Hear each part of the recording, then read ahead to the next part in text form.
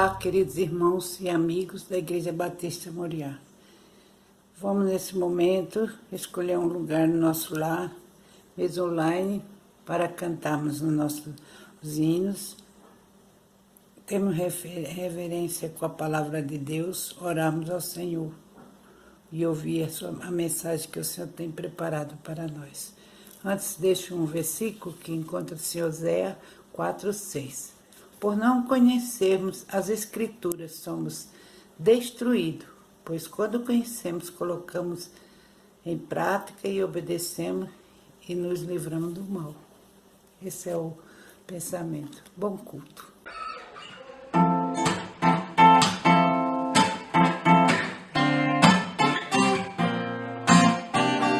Tenho esperança, Ele não me deixará. Ele vive em mim, dia a dia sim. Tenho esperança, seu nome é Jesus, Rei da paz e Senhor de amor. É Jesus, Filho de Deus, meu futuro Ele guardará. Esperança sempre haverá. Tenho esperança, Ele não me deixará. Ele vive em mim, dia a dia sim. Tenho esperança, seu nome é Jesus, Rei da paz e Senhor de amor. É Jesus, Filho de Deus, meu futuro Ele guardará. Esperança sempre haverá. Esperança sempre haverá.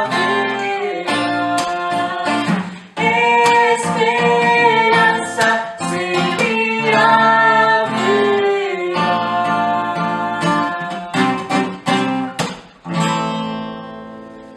Vamos ler Mateus 7, versículo 11, que fala sobre a bondade de Deus para com as nossas vidas, que diz assim: Se vós, pois sendo maus, sabeis dar boas coisas aos vossos filhos, quanto mais vosso Pai, que está nos céus, dará bens aos que lhe pedirem. Então, nosso Deus é um Deus bondoso, um Deus generoso, que tem prazer em nos abençoar. Ele já tem nos dado o seu reino, que é o mais maravilhoso. E aqui na terra Ele tem nos abençoado de várias formas.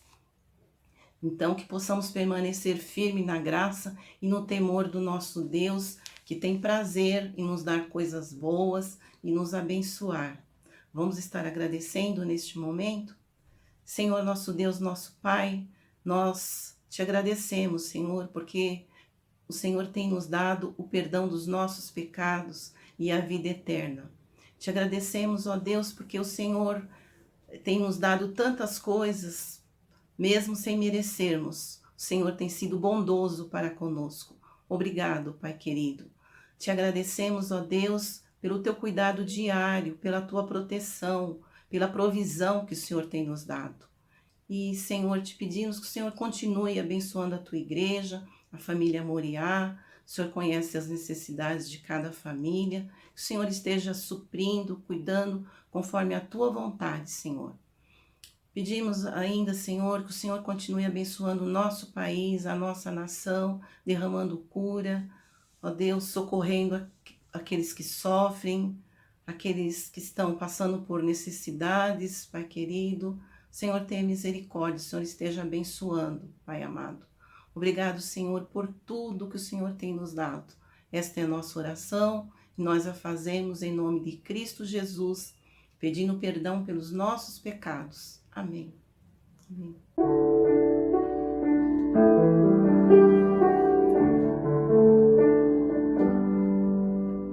Ao único que é digno de receber a honra e a glória, a força e o poder, ao Rei eterno e imortal, invisível, mas real, a Ele ministramos o louvor. Ao único que é digno de receber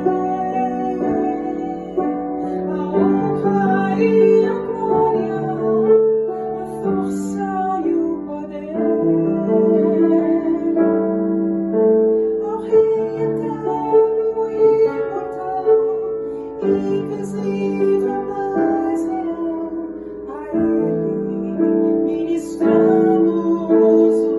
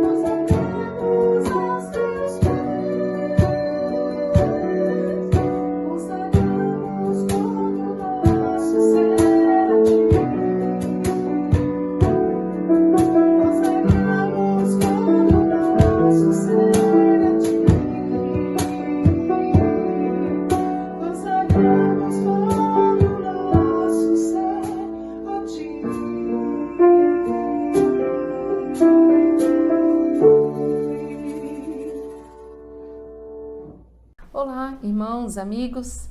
Nessa noite de quinta-feira nós teríamos o estudo com a irmã Iracema, mas ela passou um pouquinho mal essa semana, mas graças a Deus ela já está bem, está se recuperando e Deus tem abençoado a vida dela e nós somos gratos como família porque ela está bem.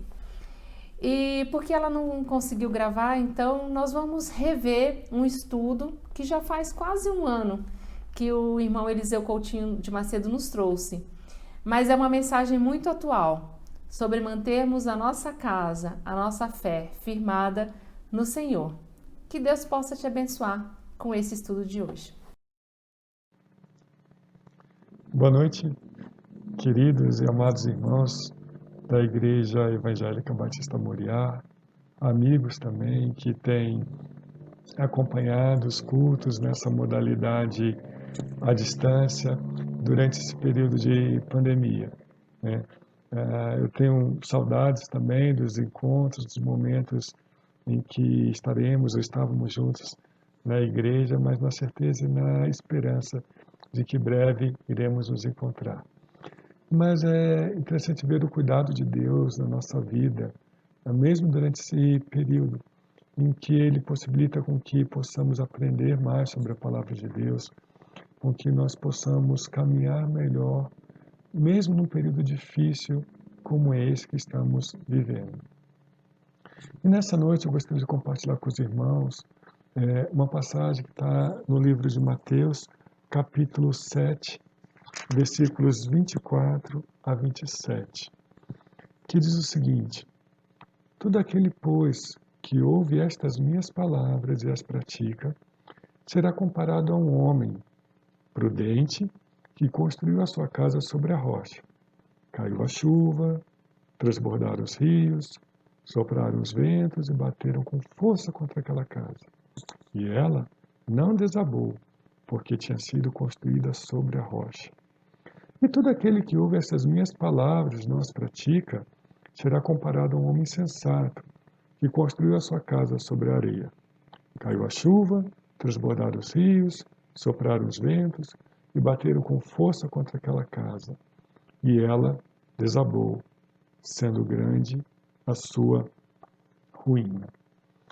O texto que Jesus nos fala aqui, ele está ao término do Sermão do Monte, né? Esse conhecido sermão proferido no monte, numa montanha. No livro de Mateus, ele é descrito nos capítulos 5, 6 e 7. E o Sermão do Monte é conhecido também como a constituição do reino dos céus, né? A constituição na medida em que existem coisas fundamentais, coisas centrais que nós podemos e devemos seguir para sermos bem-sucedidos. Assim como o Brasil tem a Constituição Federativa, Constituição da República Federativa do Brasil, né, que fala sobre princípios, direitos e assim por diante, e que se nós, como brasileiros, seguirmos a Constituição, seremos bem-sucedidos como cidadãos brasileiros. Só que a Constituição brasileira, ela não dá conta de tudo. O Sermão do Monte nos ensina muito mais coisas. Nos ensina a termos uma vida próspera, uma vida de segurança, uma vida bem-sucedida. E essa passagem que nós lemos, ela está exatamente no final do Sermão do Monte. São as advertências que Jesus nos mostra. Que se nós seguirmos essas orientações que estão apresentadas ao longo do Sermão do Monte, nós seremos considerados construtores sábios, que pensaram, que planejaram, que construíram algo para a posteridade. Ao passo que, se nós não seguirmos, sabendo que temos o que seguir, nós seremos considerados talvez como construtores insensatos, tolos, preguiçosos e imediatistas, que não usaram conhecimentos importantes para viver bem. É muito interessante essa analogia com a construção, né? Todos nós já vimos, pelo menos pela televisão, uma construção ruindo, uma construção caindo. Ou talvez alguns de nós já tenhamos visto, inclusive na vida real, né, ao vivo, uma chuva, uma tempestade, ou uma onda do mar derrubando, destruindo algo que foi construído. Quando a gente observa uma cena dessas de destruição, a gente pensa no prejuízo financeiro. E muitas vezes esse é o prejuízo maior, né? Prejuízo financeiro por quê? Porque ele teve cimento investido, tijolo, horas de trabalho. Aquilo tinha um valor que poderia ser vendido para uma outra pessoa, aquela casa, aquela construção. Mas além da perda financeira, desse prejuízo, a gente observa também uma perda emocional, né? Porque a pessoa perde a casa dela, e a casa que tem uma história, que aconteceram coisas boas ali que preenche a lembrança da pessoa, né? Ela perde também, além da história, da memória, ela pode perder documentos, fotos, que nunca mais vão ser recuperados ou resgatados, né? E normalmente, quando a gente vê cenas dessa natureza, né, de pessoas que perderam coisas de uma hora para outra, o desespero é muito acentuado, porque a pessoa não sabe para onde vai. Ela não tem mais os documentos, ela não tem as roupas dela, ela não tem coisas necessárias para a vida dela. E a partir dali, ela vai ter que pedir coisas ou receber coisas que não fazem parte da história dela. De tal maneira que entendemos e pensarmos nessa condição de um construtor que pode construir algo que resiste às tempestades, e aquele construtor que não constrói algo que resiste às tempestades. Interessante pensar que como isso ocorre na nossa vida, né? É fácil ver o que faz com que uma casa seja destruída. Mas na nossa vida como cristão, como cidadão, como pessoas que querem ter uma vida plena, que ataques são esses? Que tempestades são essas? Muitas vezes são situações de adversidade mesmo. Pode ser uma doença, pode ser uma perda de emprego, pode ser uma separação, um abandono, uma falência, que são situações que a pessoa sente que aquilo que ela tinha não tem mais, ou que ela se sente muito abalada, a ponto de duvidar de uma série de coisas, a ponto de desanimar. Né? E, em função disso, ela pode tomar decisões que não são decisões sábias. Né?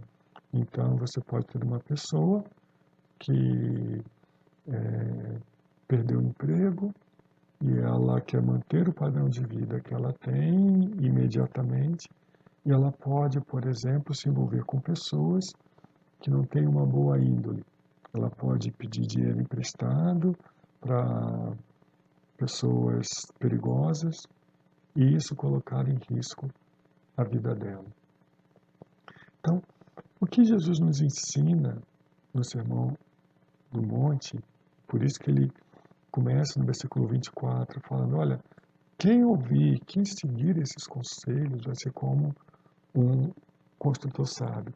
Que conselhos são esses? Né? O que nós devemos ter em mente a cada momento quando enfrentamos situações de adversidade?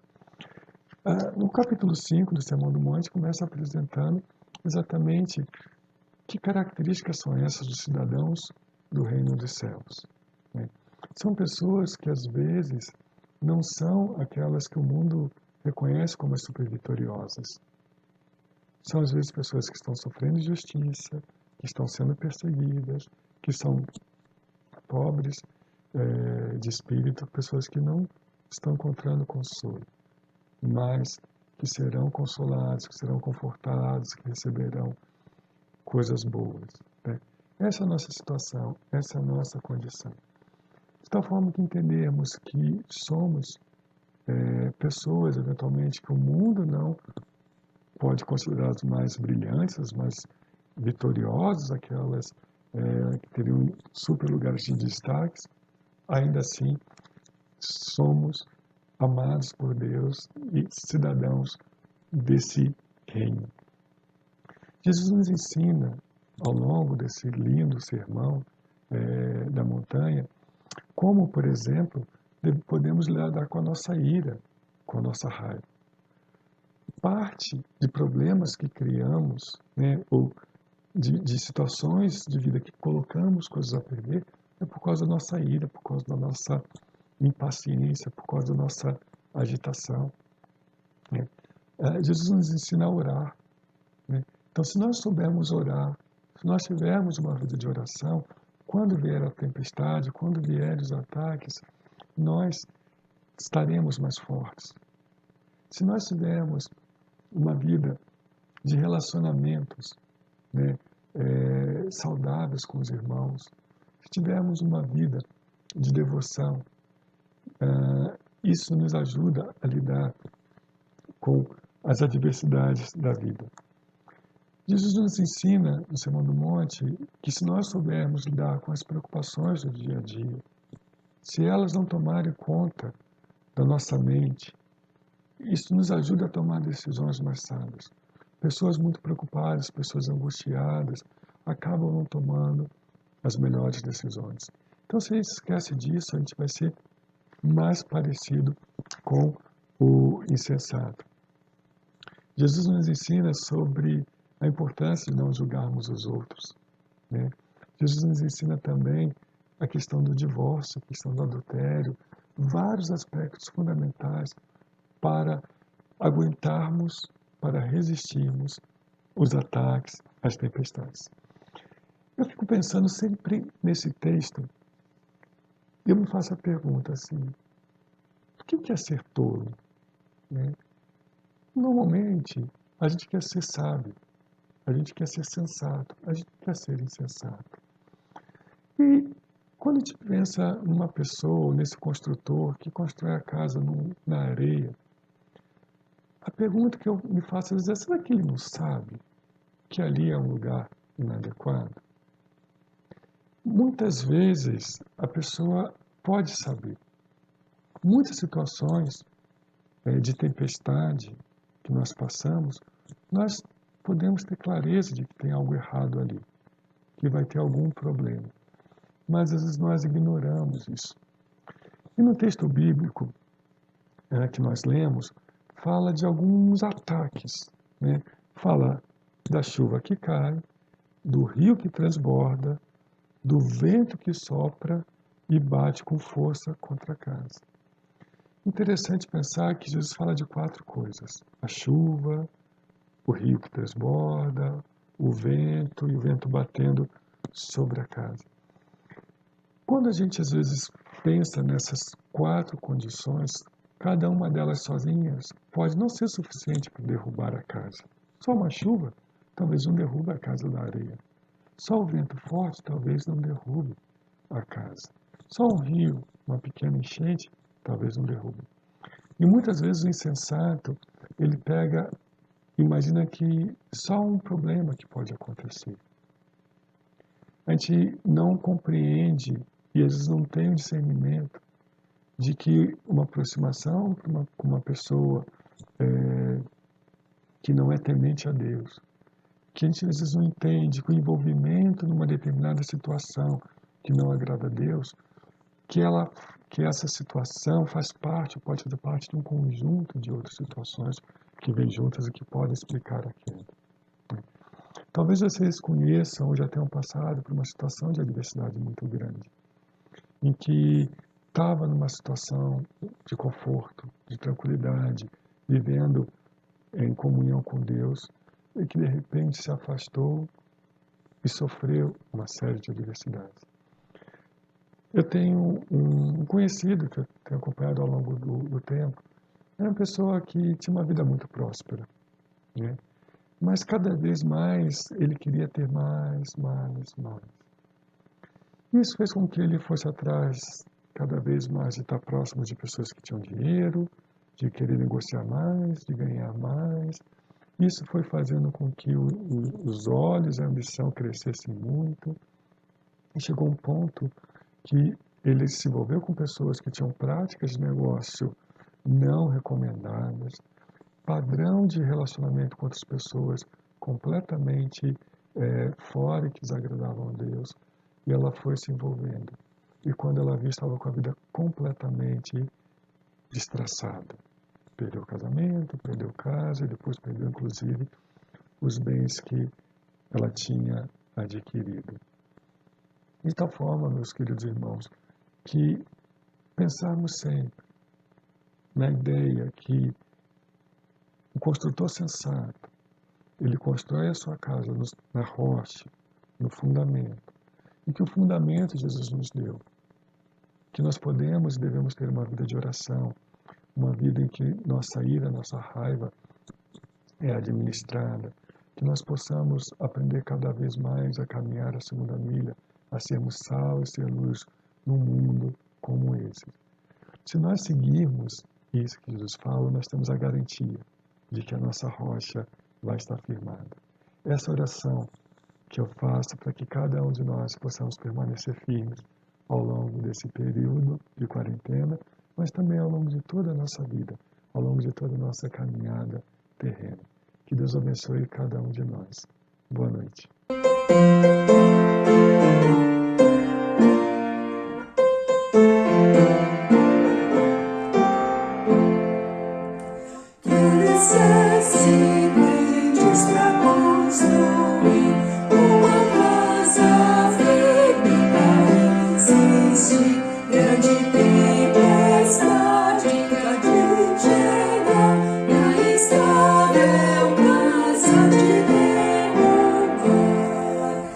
Não